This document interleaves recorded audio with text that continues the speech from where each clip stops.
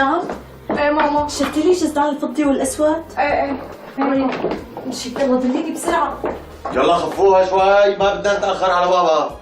بتعرفوا قديش حساس ومواعيده دقيقه. يلا الله يرضى عليكم. أهلين عصامو؟ لا لساتني بالبيت.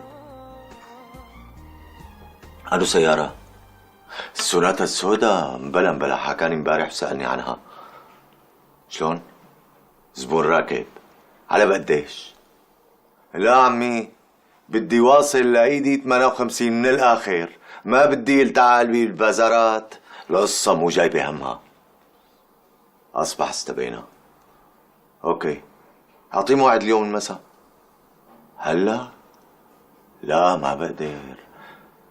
معزوم على الفطور عند أبي. شلون؟ ايوه بده ينهي القصة ويسافر. هيثمو نص ساعة بكون عندك. مين هذا اللي وعدته؟ اجاني زبون للسوناتا. والفطور ببيت ابوك؟ هلا الفطور ما حيهرب.